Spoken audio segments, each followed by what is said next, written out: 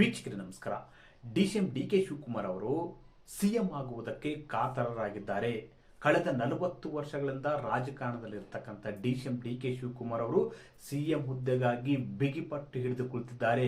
ಇನ್ನೇನು ಕೆಲವೇ ದಿನಗಳಲ್ಲಿ ನಾಡಿನ ಸಿಎಂ ಆಗ್ತಾರೆ ಎಂಬ ಭಾವನೆ ಕೂಡ ಡಿಸಿಎಂ ಡಿಕೆ ಶಿವಕುಮಾರ್ ಅವರ ಅಭಿಮಾನಿಗಳಲ್ಲಿದೆ, ಕಾಂಗ್ರೆಸ್ ಕಾರ್ಯಕರ್ತರಲ್ಲಿ ಕೂಡ ಇದೆ. ಅದೇ ರೀತಿ ಕಾಂಗ್ರೆಸ್ನ ಹೈಕಮಾಂಡ್ ನಾಯಕರು ಕೂಡ ಈಗಾಗಲೇ ಡಿಸಿಎಂ ಡಿಕೆ ಶಿವಕುಮಾರ್ ಅವರಿಗೆ ಈ ತರದ ಒಂದು ಮೆಸೇಜ್ ಕೊಟ್ಟಿದ್ದಾರೆ. ಅಂದ್ರೆ ಜನವರಿ ನಂತರ ತಾವು ಸಿಎಂ ಆಗಲಿದ್ದೀರಿ ಎಂಬ ಸಂದೇಶವನ್ನು ಕೂಡ ಕಾಂಗ್ರೆಸ್ನ ಹೈಕಮಾಂಡ್ ನಾಯಕರು ಡಿಸಿಎಂ ಡಿಕೆ ಶಿವಕುಮಾರ್ ಅವರಿಗೆ ಕೊಟ್ಟಿದ್ದಾರೆ ಅಂತ ಹೇಳಲಾಗ್ತದೆ. ಈ ನಿಟ್ಟಿನಲ್ಲಿ ಅವರು ಒಂದಷ್ಟು ಸಡಗರದಲ್ಲಿದ್ದಾರೆ. ಅಷ್ಟೇ ಅಲ್ಲ, ಸಿಎಂ ಸಿದ್ದರಾಮಯ್ಯ ಬಣದ ಹಿರಿಯ ಶಾಸಕರನ್ನು, ಹಿರಿಯ ಸಚಿವರನ್ನು ಮನವೊಲಿಸುವ ಕಾರ್ಯಕ್ಕೆ, ಅವರ ಸಹಕಾರವನ್ನು ಪಡೆದುಕೊಳ್ಳುವ ಕಾರ್ಯಕ್ಕೆ ಮೀಟಿಂಗ್ ಮೇಲೆ ಮೀಟಿಂಗ್ ಮಾಡುತ್ತಿದ್ದಾರೆ. ಇನ್ನೇನು ತಾವು ಸಿಎಂ ಆಗೋದು ಗ್ಯಾರಂಟಿ ಎಂಬ ಭರವಸೆಯಲ್ಲಿ, ಭಾವನೆಯಲ್ಲಿ ಎಲ್ಲರನ್ನು ವಿಶ್ವಾಸಕ್ಕೆ ತೆಗೆದುಕೊಳ್ಳುವ ನಿಟ್ಟಿನಲ್ಲಿ ಒಂದು ದೃಢವಾದ ಹೆಜ್ಜೆ ಇಟ್ಟಿದ್ದಾರೆ. ಇದೇ ಹೊತ್ತಿನಲ್ಲಿ ಡಿಸಿಎಂ ಡಿಕೆ ಶಿವಕುಮಾರ್ ಅವರಿಗೆ ಈ ಒಂದು ಸಡಗರದ ಗಳಿಗೆಯಲ್ಲೇ ಡಿಸಿಎಂ ಡಿಕೆ ಶಿವಕುಮಾರ್ ಅವರಿಗೆ ಒಂದು ಶಾಕಿಂಗ್ ನ್ಯೂಸ್ ಬಂದಿದೆ. ಅದೇನು ಶಾಕಿಂಗ್ ನ್ಯೂಸ್ ಅಂದ್ರೆ, ಈಗ ನೋಡಿ, ಸಿಎಂ ಹುದ್ದೆಗಾಗಿ ತಯಾರಿಯನ್ನು ನಡೆಸಿದ್ದಾರೆ. ಇನ್ನೇನು ಕೆಲವೇ ದಿನಗಳಲ್ಲಿ ನಾನು ಸಿಎಂ ಆಗ್ತೀನಿ ಎಂಬ ಸಂಭ್ರಮದಲ್ಲಿ ಕೂಡ ಇದ್ದಾರೆ, ಖುಷಿಯಲ್ಲಿ ಕೂಡ ಇದ್ದಾರೆ. ತಾವು ಪಟ್ಟ ಶ್ರಮಕ್ಕೆ ಕೂಲಿ ಸಿಗುತ್ತೆ ಎಂಬ ಭರವಸೆಯಲ್ಲಿ, ಖುಷಿಯಲ್ಲಿ, ವಿಶ್ವಾಸದಲ್ಲಿ ಡಿಸಿಎಂ ಡಿಕೆ ಶಿವಕುಮಾರ್ ಇದ್ದಾರೆ. ಇಂಥ ಹೊತ್ತಲ್ಲೇ ಅವರಿಗೆ ಒಂದು ಶಾಕಿಂಗ್ ನ್ಯೂಸ್ ಬಂದಿದೆ, ಅದು ಡೆಲ್ಲಿಯಿಂದ. ಹಾಗಾದ್ರೆ ಡಿಸಿಎಂ ಡಿಕೆ ಶಿವಕುಮಾರ್ ಅವರಿಗೆ ದೆಹಲಿ ಪೊಲೀಸರು ನೋಟಿಸ್ ನೀಡಿದ್ದಾದ್ರು ಯಾಕೆ? ಬಿಜೆಪಿಯ ಮಾತು ಕೇಳದಿದ್ದಕ್ಕೆ ಡಿಸಿಎಂ ಡಿಕೆ ಶಿವಕುಮಾರ್ ಅವರಿಗೆ ನೋಟಿಸ್ ಬಂತ? ಡಿಸಿಎಂ ಡಿಕೆ ಶಿವಕುಮಾರ್ ಅವರಿಗೆ ನೋಟಿಸ್ ನೀಡಿದ್ದಾದ್ರು ಯಾಕೆ? ಇದರಿಂದ ಸಿಎಂ ಸಿದ್ದರಾಮಯ್ಯ ಅವರು ಮತ್ತೆ ಮೇಲುಗೈ ಸಾಧಿಸ್ತಾರಾ? ವೀಕ್ಷಕರೇ, ದೆಹಲಿ ಪೊಲೀಸರು ನ್ಯಾಷನಲ್ ಹೆರಾಲ್ಡ್ ಕೇಸ್ಗೆ ಸಂಬಂಧಪಟ್ಟಂತೆ ಸಮನ್ಸ್ ಜಾರಿ ಮಾಡಿದ್ದಾರೆ. ಡಿಸಿಎಂ ಡಿಕೆ ಶಿವಕುಮಾರ್ ಹಾಗೂ ಮಾಜಿ ಸಂಸದರಾಗಿರತಕ್ಕಂಥ ಡಿಕೆ ಸುರೇಶ್ ಅವರಿಗೆ ಸಮನ್ಸ್ ಜಾರಿ ಮಾಡಿದ್ದಾರೆ. ನ್ಯಾಷನಲ್ ಹೆರಾಲ್ಡ್ ಸಂಬಂಧ, ನ್ಯಾಷನಲ್ ಹೆರಾಲ್ಡ್ ಹಗರಣದ ಸಂಬಂಧ ಮತ್ತು ತಾವು ಹಣ ನೀಡಿದ ಕುರಿತು ಮಾಹಿತಿ ನೀಡುವಂತೆ ದೆಹಲಿ ಪೊಲೀಸರು ನೋಟಿಸ್ ಜಾರಿ ಮಾಡಿದ್ದಾರೆ. ಕಳೆದ 3-4 ದಿನಗಳ ಹಿಂದೆ ಅಷ್ಟೇ ರಾಹುಲ್ ಗಾಂಧಿ, ಸೋನಿಯಾ ಗಾಂಧಿ ಮತ್ತು ಮತ್ತಿತರರ ವಿರುದ್ಧ ದೆಹಲಿ ಪೊಲೀಸರು ಹೊಸದಾಗಿ ಒಂದು FIR ದಾಖಲೆ ಮಾಡಿದ್ರು.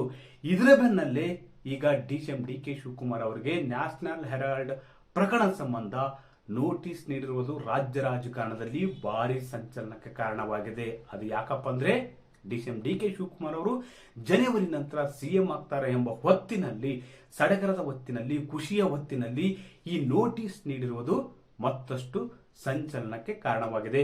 ಹಾಗಾದ್ರೆ ಆ ನೋಟಿಸ್ ನಲ್ಲಿ ಇರುವುದಾದ್ರೂ ಏನು? ನ್ಯಾಷನಲ್ ಹೆರಾಲ್ಡ್ ಮತ್ತು ಯಂಗ್ ಇಂಡಿಯಾ ಸಂಸ್ಥೆಗೆ ದೇಣಿಗೆ ನೀಡಿದ ವಿವರಗಳನ್ನು ಕೋರಿ ಜಾರಿ ನಿರ್ದೇಶನಾಲಯ ಉಪಮುಖ್ಯಮಂತ್ರಿ ಡಿಸಿಎಂ ಡಿಕೆ ಶಿವಕುಮಾರ್ ಹಾಗೂ ಅವರ ಸೋದರ ಡಿಕೆ ಸುರೇಶ್ ಅವರಿಗೆ ಸಮನ್ಸ್ ಜಾರಿಗೊಳಿಸಿದೆ. ಡಿಸೆಂಬರ್ 19ರೊಳಗೆ ಖುದ್ದಾಗಿ ಬಂದು ಅಥವಾ ಮಾಹಿತಿ ನೀಡುವಂತೆ ಸೂಚಿಸಲಾಗಿದೆ. ಅಂದ್ರೆ ಈ ನೋಟಿಸ್ ನಲ್ಲಿ ಹೇಳಿರೋದು. ಆರ್ಥಿಕ ಅಪರಾಧ ವಿಭಾಗ ದೆಹಲಿ ಪೊಲೀಸರ ಮೂಲಕ ನೀಡಿರುವ ಈ ನೋಟಿಸ್ ಪ್ರಕಾರ ಡಿಕೆ ಸೋದರರ ವೈಯಕ್ತಿಕ ಹಿನ್ನೆಲೆ, ನ್ಯಾಷನಲ್ ಹೆರಾಲ್ಡ್ಗೆ ನೀಡಿದ ದೇಣಿಗೆಯನ್ನು ಯಾವ ರೂಪದಲ್ಲಿ ಕೊಡಲಾಗಿದೆ, ನೀಡಿದ ದೇಣಿಗೆ ಯಾವುದಕ್ಕೆ ಬಳಕೆಯಾಗಿದೆ ಎನ್ನುವ ಮಾಹಿತಿ ಸೋದರರಿಗೆ ಇದೆಯೇ ಎನ್ನುವ ಮಾಹಿತಿಯನ್ನು ನೀಡುವಂತೆ ಈ ಸಮನ್ಸ್ ನಲ್ಲಿ ತಿಳಿಸಲಾಗಿದೆ. ನೋಡಿ, ಈಗಾಗಲೇ ಡಿಸಿಎಂ ಡಿಕೆ ಶಿವಕುಮಾರ್ ಅವರು ಮತ್ತು ಕಾರ್ಯಕರ್ತರು, ಅಭಿಮಾನಿಗಳು ಕೂಡ ಒಂದು ಖುಷಿಯಲ್ಲಿದ್ರು. ಈ ಖುಷಿಯಲ್ಲಿರುವಾಗಲೇ ದೆಹಲಿ ಪೊಲೀಸರು ಇಂಥದ್ದೊಂದು ನೋಟಿಸ್ ನೀಡುವುದು ರಾಜ್ಯ ರಾಜಕಾರಣದಲ್ಲಿ ತುಂಬಾ ಸಂಚಲನ ಉಂಟು ಮಾಡಿದೆ. ಇದಕ್ಕೆ ಪ್ರತಿಕ್ರಿಯಿಸಿರ್ತಕ್ಕಂಥ ಡಿಸಿಎಂ ಡಿಕೆ ಶಿವಕುಮಾರ್ ಅವರು, ದ್ವೇಷ ರಾಜಕಾರಣ, ನನ್ನ ವಿರುದ್ಧ ದ್ವೇಷ ಸಾಧಿಸಲಾಗುತ್ತಿದೆ, ಅಂದ್ರೆ ಪ್ರಭಾವಿ ಪಕ್ಷದ ಒಂದು ಮಾತು ಕೇಳದೆ ಇದ್ದಕ್ಕೆ, ಪ್ರಭಾವಿ ಪಕ್ಷದ ನಾಯಕರ ಮಾತು ಕೇಳದಿದ್ದಕ್ಕೆ ನನ್ನ ವಿರುದ್ಧ ದ್ವೇಷ ಸಾಧಿಸಲಾಗುತ್ತದೆ ಅಂತ ಡಿಸಿಎಂ ಡಿಕೆ ಶಿವಕುಮಾರ್ ಈಗಾಗಲೇ ಹೇಳಿಕೆಯನ್ನು ಕೊಟ್ಟಿದ್ದಾರೆ. ಅಷ್ಟೇ ಅಲ್ಲ, ಈ ಸಂಬಂಧ ತಾವು ಕಾನೂನು ಹೋರಾಟ ಮಾಡುವುದಾಗಿ ಡಿಸಿಎಂ ಡಿಕೆ ಶಿವಕುಮಾರ್ ಅವರು ಸ್ಪಷ್ಟವಾಗಿ ಹೇಳಿದ್ದಾರೆ. ಅಂದ್ರೆ ಅಲ್ಲಿಗೆ ಈಗಾಗಲೇ ಇಡಿ ಈ ಒಂದು ನೋಟಿಸ್ ನೀಡಿರೋದು ರಾಜ್ಯ ಕಾಂಗ್ರೆಸ್ನಲ್ಲಿ ಉಂಟಾಗಿರ್ತಕ್ಕಂಥ ಬಿಕ್ಕಟ್ಟಿನ ವೇಳೆ ಡಿಸಿಎಂ ಡಿಕೆ ಶಿವಕುಮಾರ್ ಅವರಿಗೆ ನೀಡಿರ್ತಕ್ಕಂಥ ನೋಟಿಸ್ ಇದೆಯಲ್ಲ, ಅದು ಸಂಚಲನಕ್ಕೆ ಕಾರಣವಾಗಿದೆ. ಅಷ್ಟೇ ಅಲ್ಲ, ಸಿದ್ದರಾಮಯ್ಯ ಪಾಳ್ಯದಲ್ಲಿ ಒಂದಷ್ಟು ಖುಷಿ ಕೂಡ ತಂದಿದೆ. ಯಾಕಂದ್ರೆ ಈ ನೋಟಿಸ್ನಿಂದಾಗಿ ಡಿಸಿಎಂ ಡಿ ಕೆ ಶಿವಕುಮಾರ್ ಅವರು ಇಕ್ಕಟ್ಟಿಗೆ ಸಿಲುಕುವ ಪರಿಸ್ಥಿತಿ ಏನಾದರೂ ಬಂದ್ರೆ ಸಿಎಂ ಸಿದ್ದರಾಮಯ್ಯ ಅವರ ಕುರ್ಚಿ ಸದ್ಯಕ್ಕೆ ಸೇಫ್ ಆಗಲಿದೆ. ಯಾಕಂದ್ರೆ ಇಡಿ ನೀಡಿರ್ತಕ್ಕಂಥ ನೋಟಿಸ್ನಿಂದ ಅವರ ವಿಚಾರಣೆಗೆ ಕರೆಯಬಹುದು. ಮತ್ತೆ ಮುಂದಿನ ಕಾನೂನು ಹಂತಗಳಲ್ಲಿ, ವಿಚಾರಣೆ ಹಂತಗಳಲ್ಲಿ ಪದೇ ಪದೇ ಒಂದು ತಿರುಗಾಟ ಇರಬಹುದು. ಇಂಥ ಸಂದರ್ಭ ಬಹುತೇಕ ಡಿಸಿಎಂ ಡಿ ಕೆ ಶಿವಕುಮಾರ್ ಅವರಿಗೆ ಅವರು ಸಿಎಂ ಹುದ್ದೆ ಕುರಿತು ಒಂದಷ್ಟು ತಾಳ್ಮೆ ವಹಿಸುವಂತೆ ಕಾಂಗ್ರೆಸ್ನ ಹೈಕಮಾಂಡ್ ನಾಯಕರು ಸಲಹೆ ಕೂಡ ನೀಡಬಹುದು. ಯಾಕಂದ್ರೆ ಕಾನೂನು ಹೋರಾಟದಲ್ಲಿ ಯಾವ ಟೈಮಲ್ಲಿ ಏನಾಗುತ್ತೆ ಎಂಬುದು ಹೇಳುವುದಕ್ಕಾಗಲ್ಲ. ಅದರಲ್ಲಿ ವಿಶೇಷವಾಗಿ ಡಿಸಿಎಂ ಡಿ ಕೆ ಶಿವಕುಮಾರ್ ಅವರೇ ಹೇಳುವಂತೆ ನನ್ನ ವಿರುದ್ಧ ಅಂದ್ರೆ ಪ್ರಭಾವಿ ಪಕ್ಷದ ನಾಯಕರ ಮಾತು ಕೇಳದಿದ್ದಕ್ಕೆ ನನ್ನ ವಿರುದ್ಧ ದ್ವೇಷ ಸಾಧಿಸಲಾಗುತ್ತದೆ ಅಂತ ಹೇಳಿದ್ದಾರಲ್ಲ, ಇದು ಸಂಚಲನ ಉಂಟು ಮಾಡಿದೆ. ವೀಕ್ಷಕರೇ, ಕಳೆದ 6-7 ವರ್ಷಗಳ ಹಿಂದೆ ಡಿಸಿಎಂ ಡಿ ಕೆ ಶಿವಕುಮಾರ್ ಅವರು ಪ್ರಕರಣವೊಂದರಲ್ಲಿ ತಿಹಾರ್ ಜೈಲಿಗೆ ಕೂಡ ಹೋಗಿದ್ರು.